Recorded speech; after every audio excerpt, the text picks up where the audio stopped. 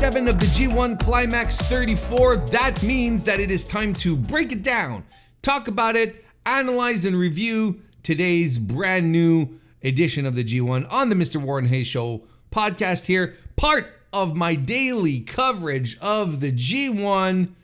You're not going to miss a thing if you subscribe to the YouTube channel or if you join us on your favorite podcast application. You won't miss a single thing. I break down and analyze every single day that there's a show, so make sure you don't miss out on that. Also, some likes and subscriptions, those kind of stuff. Those kind of stuff help. And 5-star reviews on Apple Podcasts, 5-star ratings on Spotify as well. But here we are. We are back with the of course today is July 29, 2024. And we were in the Fukuoka Convention Center in Fukuoka for the second of 2 back-to-back nights. Now, a little, if this is your first time popping in, a little bit that's been happening on this podcast over the past couple of days is that I've been telling myself I want to start the show by talking about attendance, right? And I always end up talking about attendance later in the show because I forget. What do you want from me? It's just something that happens. And I'm all ready. I'm all set. I'm rubbing my hands together and I'm going, all right, let's go. Attendance, let's get it going. And I don't have the numbers. The numbers haven't popped up yet. So I'd love to talk about attendance. I would love to revisit my theory from yesterday's from yesterday's recap and review that that night 2 would probably draw more than night 1 because Naito was in the main event. Yesterday was Goto and Yota Tsuji. Fine, very, very good main event actually, but not exactly the kind that fans gravitate to. I was like, well, put Naito on the show, put Naito in the main event. You will probably get more people in, especially with SANADA, former IWGP World Heavyweight Champion. So, look, we can't verify this, so I'm putting an asterisk here, and we'll probably talk about it if the numbers do show up in 2 days from now when we're back for night 8. How about that? But trust me, as you can tell, since I'm talking about it at the start of the show, my intentions were pure. I was into this. Look, between you and I will refresh this. I will refresh this if need be. Well, I will refresh this during the course of the show, and maybe we will end up talking about attendance midway. Because of course. What do we got here as far as results, though? Those we can talk about them. I wrote them down. I watched the show, and they're even on, the internet and stuff. So that's easy. That's the easy part. So we had some Block A action for night 7. Evil defeated Callum Newman. Great O'Khan got one over Jake Lee. Shota Umino defeated Zack Sabre Jr. Gabe Kidd beat Shingo Takagi. And Tetsuya Naito defeated SANADA. So let's get on with it. Let's start talking about the show in and about itself. Starting with the opener, Evil defeating Callum Newman. This is... I was going to say this is exactly what you expected it to be. But... yeah, or... When earlier in the tournament, when Evil and the House of Torture guys would be in, I felt like the interference was at a minimum. They were, they weren't doing the parade of interference like I like to call it, where it's just stuff happening and ref bumps and sneaky stuff and all that. But so at first I wasn't actually turned off. I'm trying to remember in one of the earlier nights. Evil had a tremendous match. Wasn't it against Gabe Kidd? I think it was against Gabe Kidd, right? Where I thought Evil had one of his best worked matches that he's had in a long time. kind of reminding us of, big bruiser, brawler, evil. But no, now we're absolutely back to doing the parade of interference. Dick Togo attacks Callum Newman. Evil comes out first. He's the first guy who comes out. So immediately your instincts as a pro wrestling fan should be like, oh, this means trouble for Callum Newman, right? And of course, Dick Togo attacks him as he's doing his entrance. He fights back, he being Newman, but Evil cheats and, does the barricade stuff. And there was a lot of cheating and double teams. And Newman fights valiantly back. Evil launches him into the exposed turnbuckle twice before landing Everything is Evil and getting another 2 points on the board. I don't have much use for these matches. This is a 2.5 star match for me, brother. I really didn't care much about it. So Evil is the first wrestler in the G1 CLIMAX 34 to hit double digits. He's at 10, and Callum Newman stays at 4.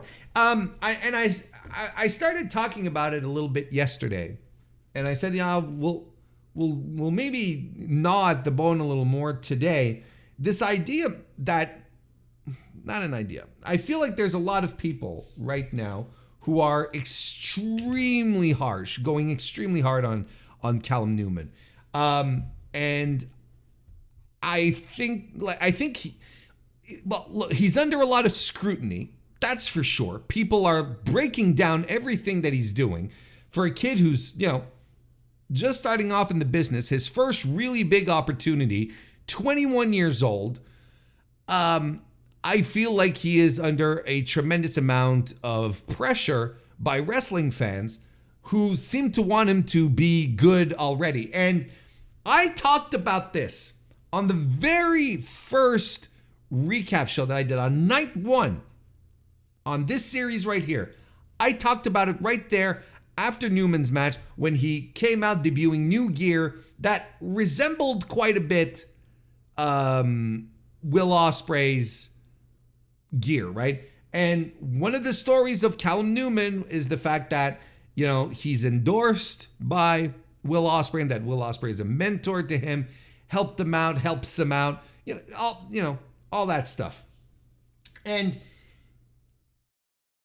so, and when I saw the gear come out, I told you all right here, said, this is a double-edged sword. I understand why he's doing it, but we're gonna have to snip the Will Ospreay comparisons real soon, because otherwise this is gonna come back to bite him in the ass, because wrestling fans don't, they're not able to parse their feelings in these types of situations. Because look, we've either got one of two things happening. The people who hate Will Ospreay are looking at this kid and already hate him, or the people who, or people who don't necessarily hate Will Ospreay see this and they're calling Callum Newman, Will cosplay. They're calling him cut and paste. They're doing cut and paste Will Ospreay. All this stuff, dollar store, wish Callum Newman, right? Wish Will Ospreay, so on and so forth. I've seen it all. And I think it is extremely unfair.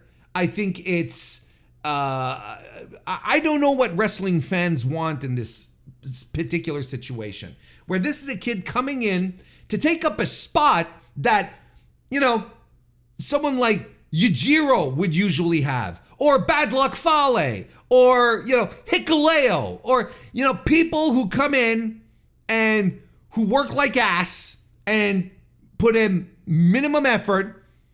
And this is something that people have been clamoring to get for the past couple of years. And now that and New Japan listened, they even created the play-in thing where Newman was a standout in that.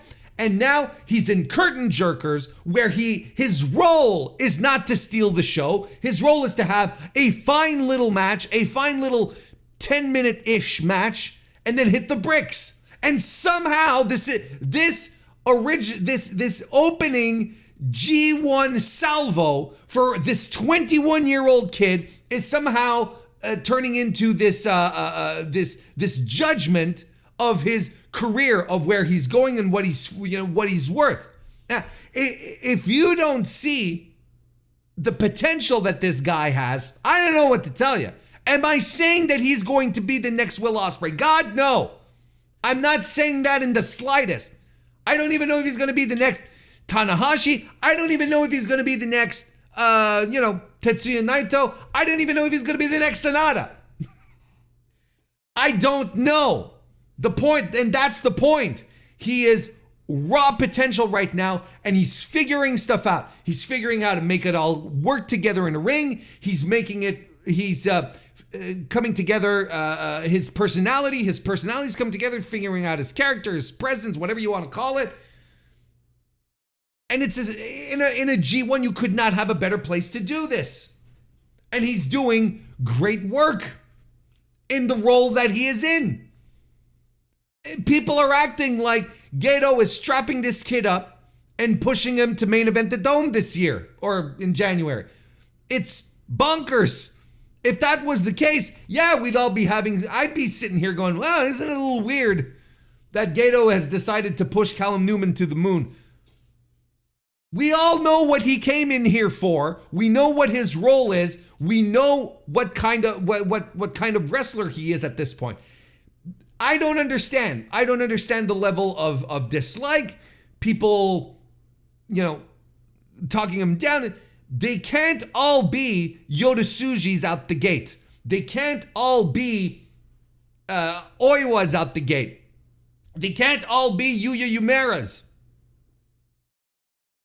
And yet, somehow this is what people are expecting. And he's 21. Look. He is at the start of his career. This got so bad that even Will Ospreay took to Twitter to stick up for him, which is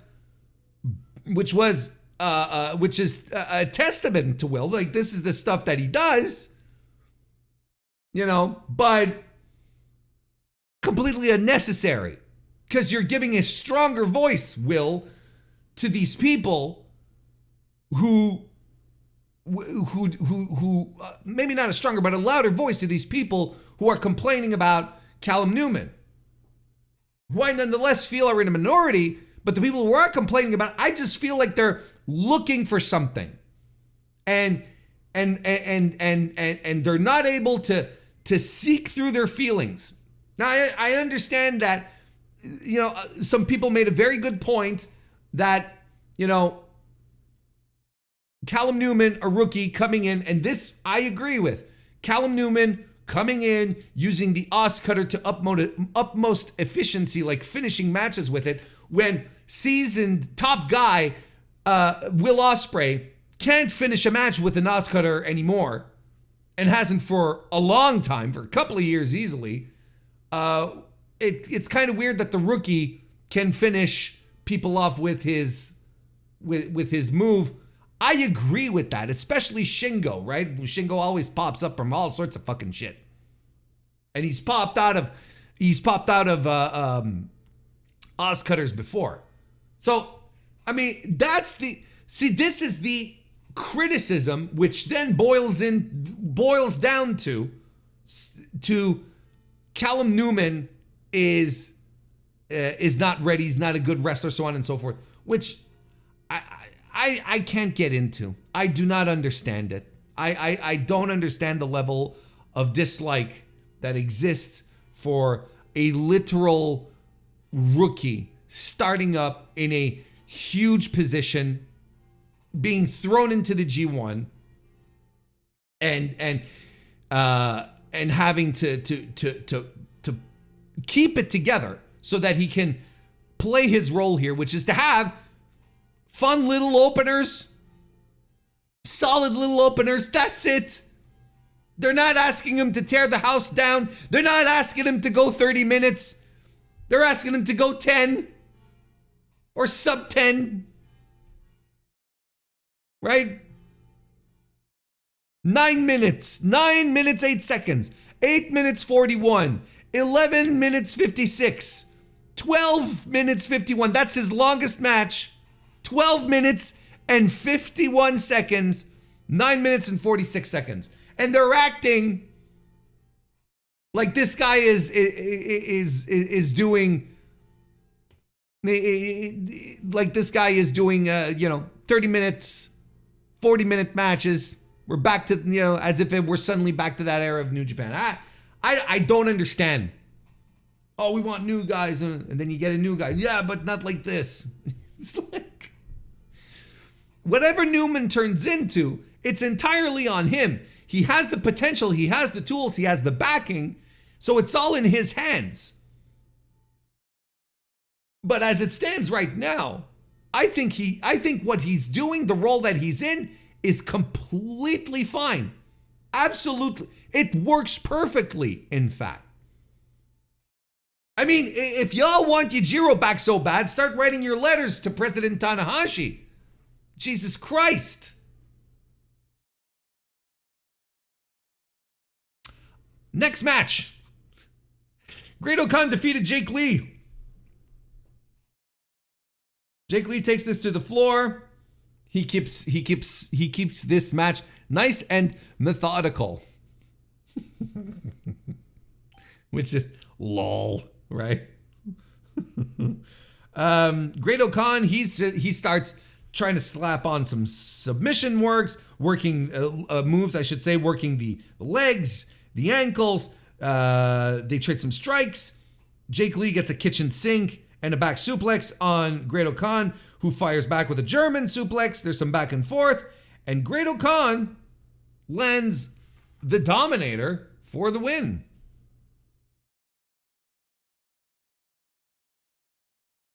So that is fantastic.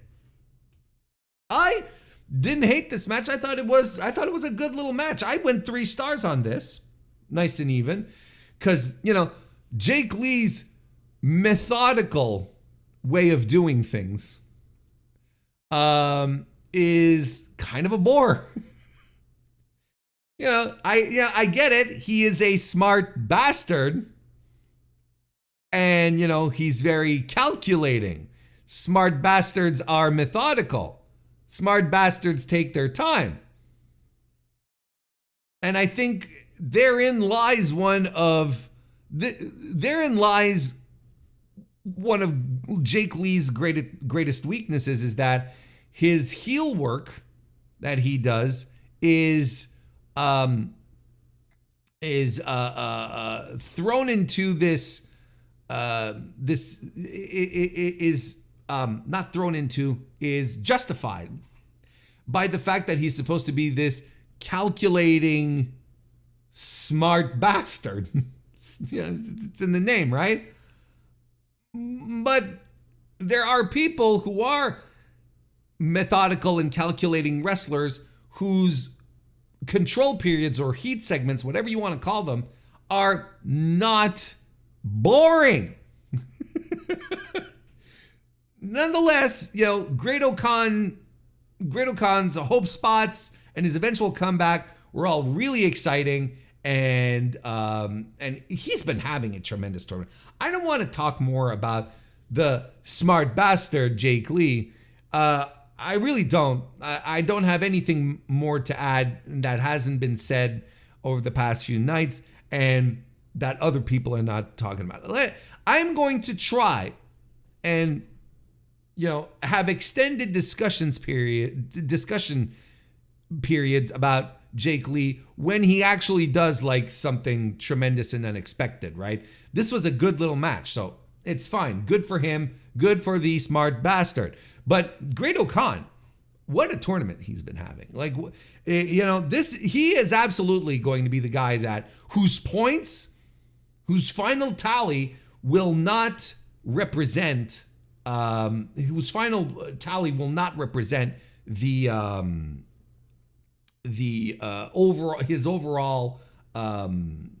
overall standing in the tournament, or his performance overall. Absolutely not.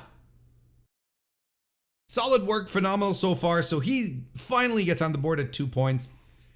And Jake Lee stays at 2, which completely blows my mind. I was convinced they were bringing Jake Lee in and setting him up for a big pusheroo. Clearly not. Then we had Shota Umino defeating. Why am I stammering over my words so much? Defeating Zack Sabre Jr. In a fantastic match. This was tremendous. This was actually great. This was great. We got one of 2 great matches on this show. We get some stalemates in this match. They're taking their time. They're setting stuff up. And, an extended feeling out period where I'm looking at this and immediately I'm like, wait, are they going time on this one? Are we doing a draw? But no. Shota Umino finally lands a combination of offense that ends with a drop kick. Zack gets in control, working the legs. Fisherman suplex by Shota and a hanging DDT on the apron as well. He goes back into the ring and lands an exploder suplex. An inverted twist and shout by Zack, followed by the ignition by Umino and a cradle DDT. And Zack is trying to set things so that he can go back to the ground game. This is what he's trying to do. Shota right now has been overwhelming him with power offense, with moves, just being, oddly enough, a step ahead of the typically methodical, Zack Sabre Jr. When Zack finally does get the ground game going, he starts working the arm, the legs, changing in and out of positions. You know the drill. Umino fires. Umino tries to reach the ropes when he's got him in some sort of leg submission, and Zack is just like constantly dragging him back to the center of the ring, like 3-4 times, something like that. It's tremendous stuff. Some great work by Umino here. Selling the pain, selling the struggle. It's good stuff.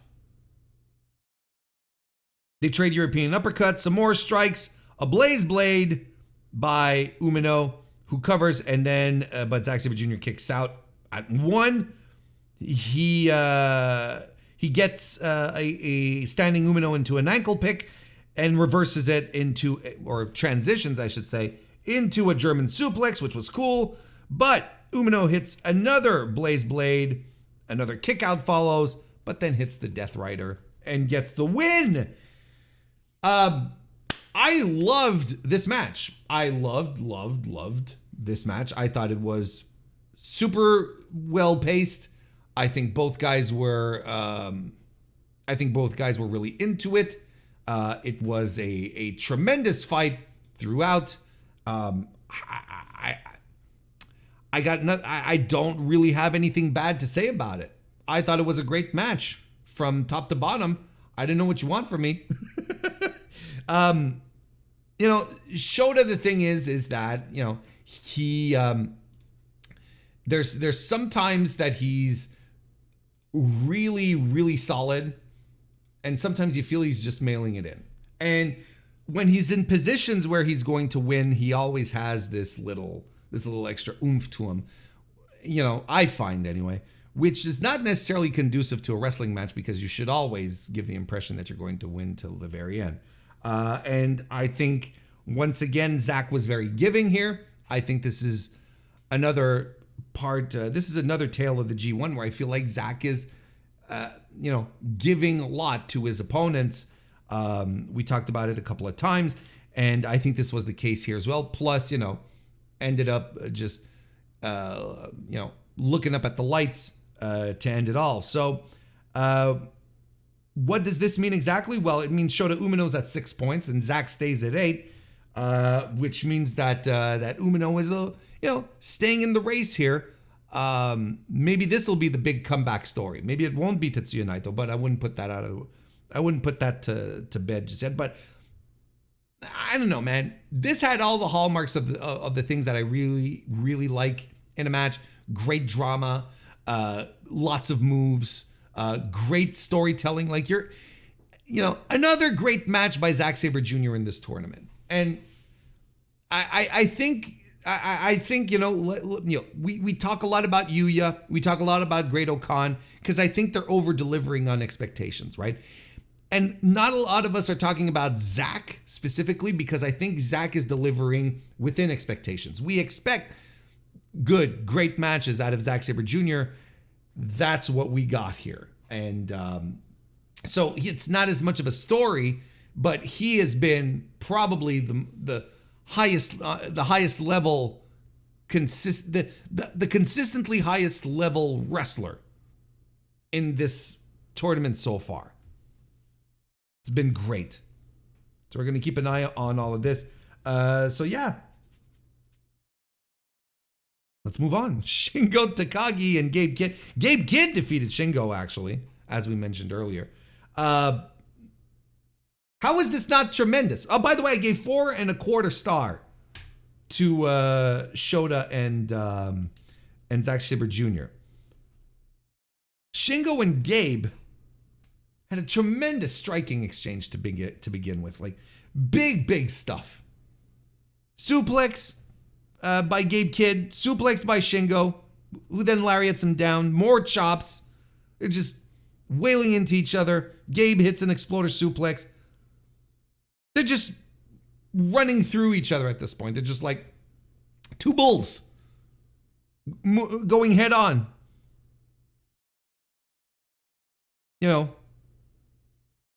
More lariats. They're slugging it out. Shingo hits a pumping bomber, takes Kidd off his feet. Pile driver follows on Gabe Kidd as well, by Gabe Kidd as well. But we're full of fighting spirit at this point. We're popping up after shit. We're getting psyched. The audience is into it. WarrenHayes is into it. Gabe Kidd hits the rebound lariat. They trade some headbutts. And then Gabe Kidd gets the win by hitting a pile driver. And then that leg trap pile driver that he does. Fantastic. What a great physical, all-out, balls to the wall match. I like when you think back at some of the great G1 matches.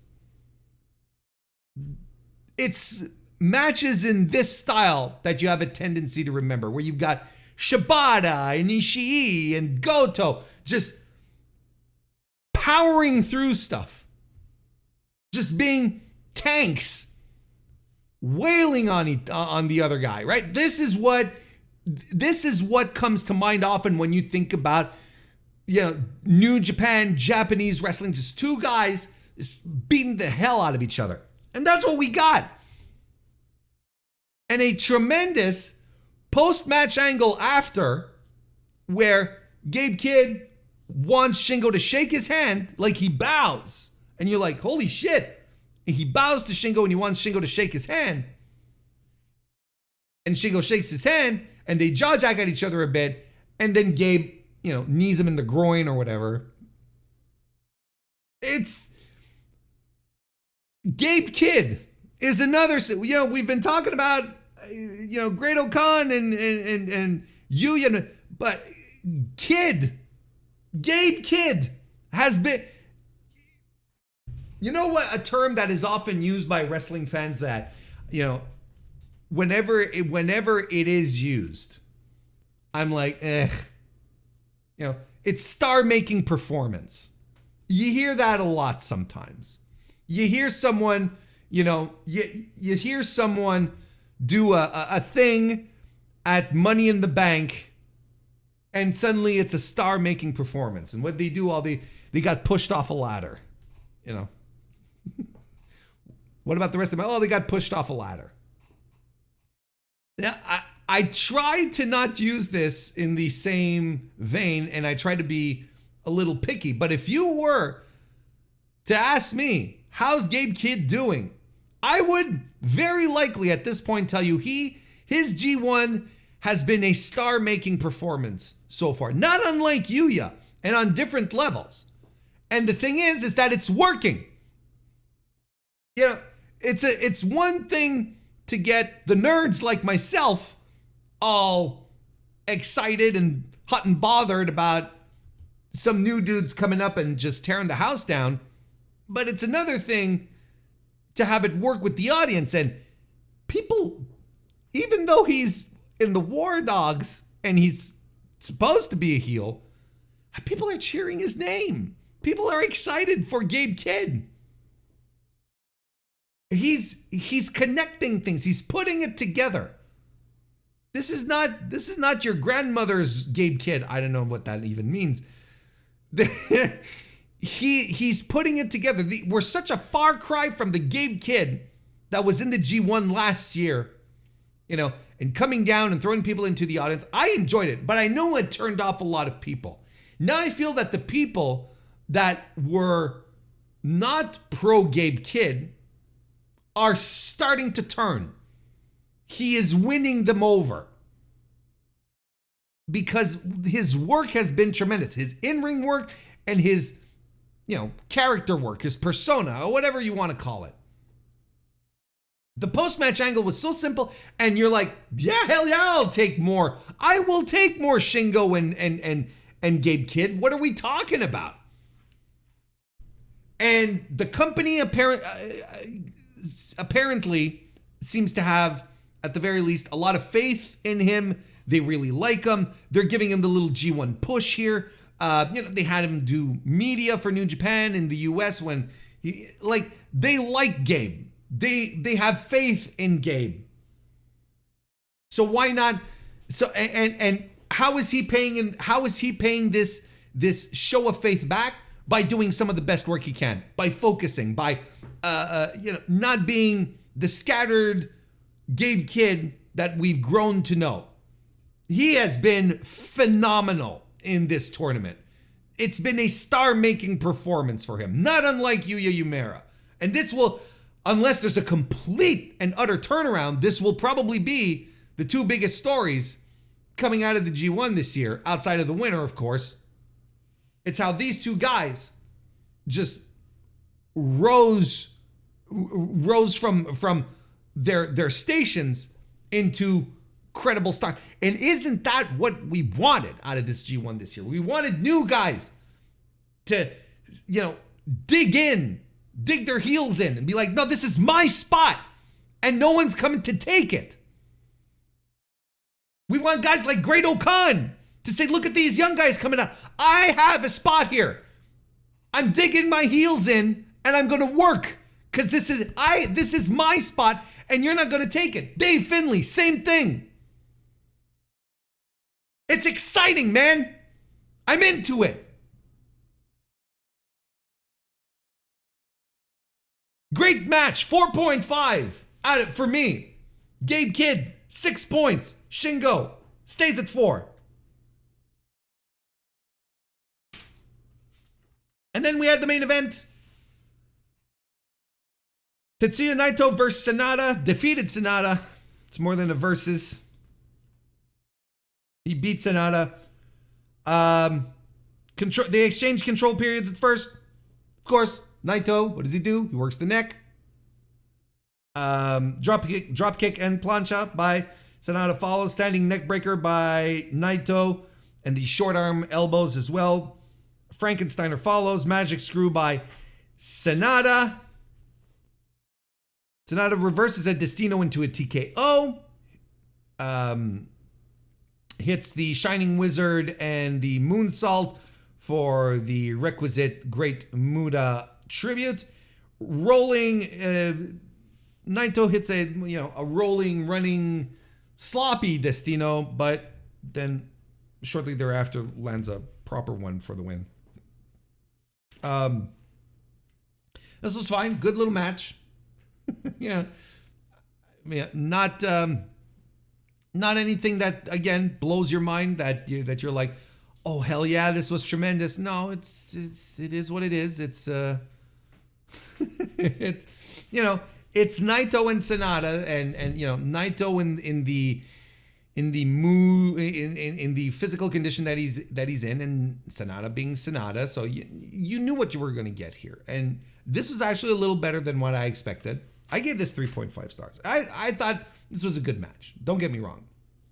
You know, it's just when you come off the high of a couple of really great matches and this is the main event.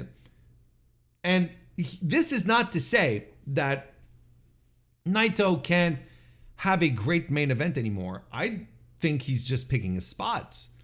I think that physically he knows how difficult it is for him now. So he's just like picking his spots. And when we get to the real top matches, then suddenly, you know, if he makes it to the finals, for instance, he's going to tear the house down. When we make it to Wrestle Kingdom, you know, same situation. You know, it's like there's absolutely good stuff left for Naito. And I think I said in, you know, 2 nights ago that I wouldn't be spending my time talking about Naito's health, but here I am.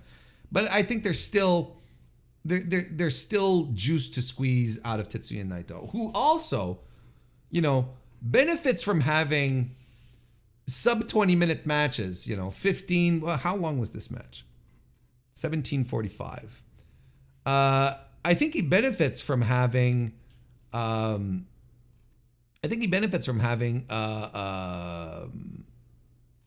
shorter matches too.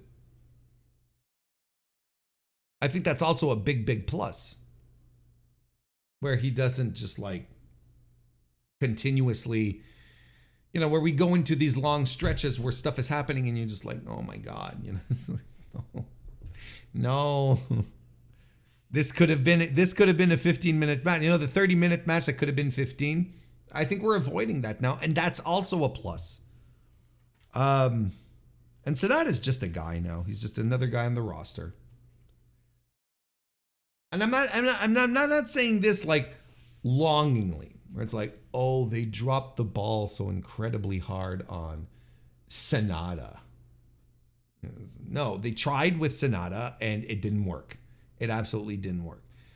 So, but you know, he didn't have, I legitimately believe this is not a bit, or I really believe that he never had that world championship aura. I didn't think he had he did not have a remarkable run. I wouldn't even say like it's a fine little run he had, but nothing that blows your mind again. It was an experiment. They tried some stuff out. It didn't work out. Now it's funny because it's like he's back to being another guy on the roster and he doesn't even feel like as special as he was last year. This is the guy who tore through his block last year. And now, you know, he's struggling. He's still at 4. He's struggling to get through. He gets, he gets punked out by Jake Lee and Evil, and now Naito.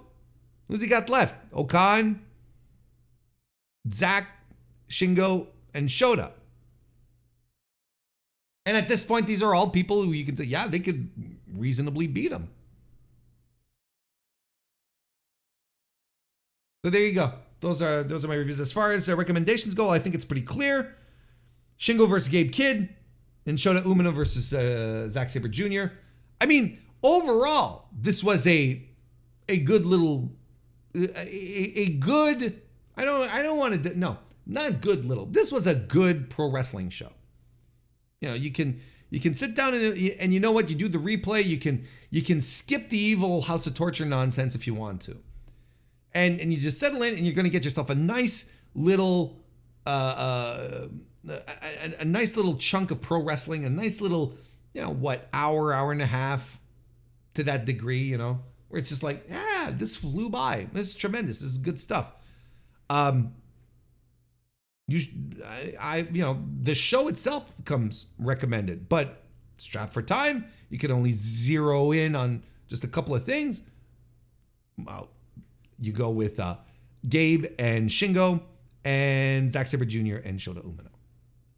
Those are the two recommendations. Now I have just refreshed the the file to see if we got any updates on attendance for today, and we did not. So my heart was into it, and if anything, we'll do it tomorrow when we're talking. Not tomorrow, in 2 days when we're talking about attendance. We'll just bring it back, as I mentioned earlier. But we're not getting the numbers today. Hopefully we get the numbers. That's another important part. So, speaking of numbers, though, in the meantime, let's talk attendance. And not attendance, standings. So, Evil is at the top with 10 points. Zack Sabre Jr. follows at 8 in second place. You've got Gabe Kidd and Shota, who are tied for 6. You could argue that who are tied for 4th, I guess, at 6 points apiece. You could even argue that Gabe Kidd is in third place and Shota is in 4th because Gabe has the tiebreaker on Shota, and he still has to fight Zack Sabre Jr. Evil has the tiebreaker on Gabe right now. Evil has a bunch of he only has tiebreakers on people. He's got tiebreakers on Kid, on Lee, on Naito, on Callum Newman, and on SANADA. So I wouldn't be surprised. But he's right now, I think he's pretty much a lock to make it to the playoffs. I don't know if he wins the block, but I feel he's pretty much a lock to be in the playoffs, which is not very surprising. Like we've got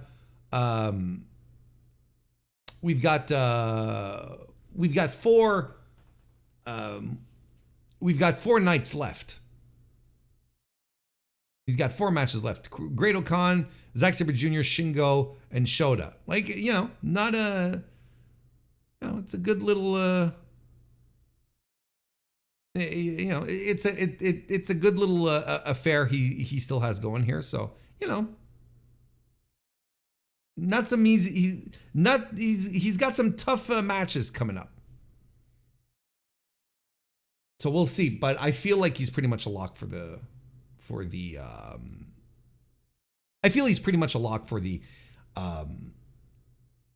playoffs, right? Because even if Jake Lee were to come in and tie with him, well, he's got the tiebreaker. Same thing with Callum Newman. He even has the tiebreaker over Naito. So we'll see. But as far as Gabe Kidd goes, I'd put him in third place, even though he's tied with Shota, because he has the tiebreaker on Shota. Then with 4 points, Shingo, Takagi, Callum Newman, SANADA, and Tetsuya Naito. Is this the part where Naito does his big come from behind, comeback win? It wouldn't be surprising. I wouldn't be into it. We've done the story, and we did it successfully last year on top of that, right? Last year was the year to do it. I don't know. And then bringing up the rear, Great Okan and Jake Lee, who's both of these men, their aspirations to make it to the semis, or not the semis, the playoffs, are dwindling mathematically. Jake Lee is in a very bad position because Evil, Naito, Zack, at least Evil and Zack both have the tiebreaker on him, right? So, and these are 2 guys who are expected to move forward. I kind of feel like next time we meet, we'll be able to start eliminating people. We'll be able to start looking at this and be like, I think this person's done type of scenario. So, because it's really hard to soft eliminate people, which is something that I'd like to do. Like even before mathematics kicked in. You sort of looked at the board and how things were going. You're like, yeah, you know what? I think this person's done. It's really hard because there's 3 people moving forward. So that's a little difficult. But yeah, look, Callum Newman is most likely staying at 4. I really don't see him winning anything else. You know, Shingo might mount a comeback. Maybe SANADA if they decide. I don't know. And I think Great Khan is going to get on a little sprint. You know, one of these sprints where it's a little, you know, too much, too late.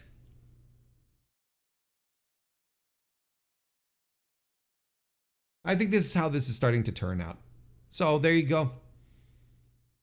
We're going to have to keep an eye on this. But look, I feel like Evil right now is a lock to the playoffs. Not winning the block specifically, but going to the playoffs. We'll talk again. About this in a couple of days. We'll actually, when we head back, when's the next time? A block will be on August 3rd.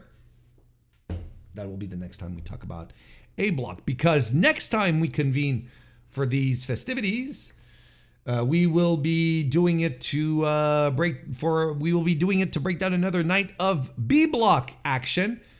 That's going to happen in Yamaguchi on July 31st. So nothing tomorrow, July 30th. There's a day off, and we'll be back on Wednesday. And what do we got waiting for us? Well, we've got Oleg Boltin taking on Yota Tsuji. That should be a Tsuji win.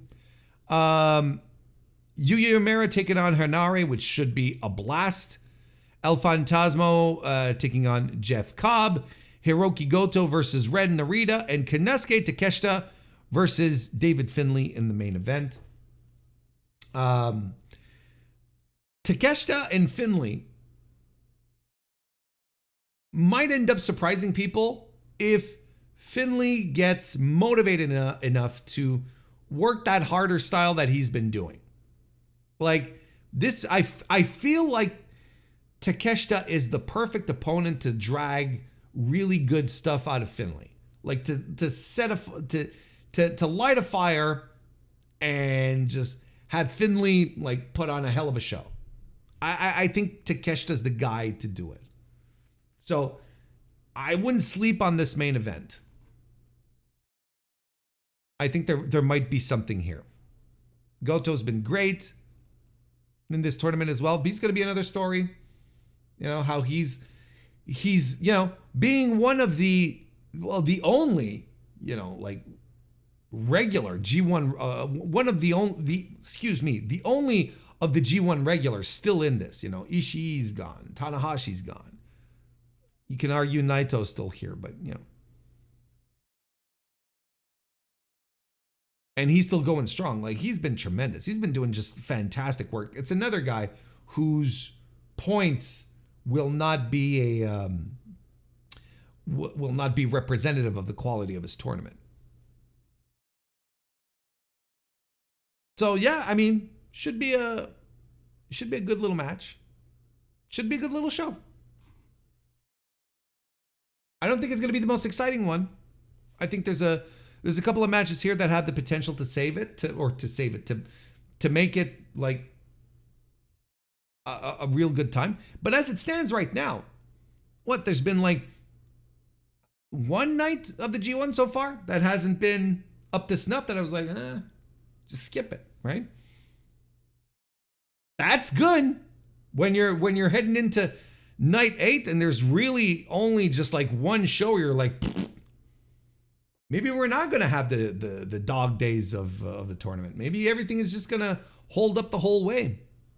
Why not? So I think that's it.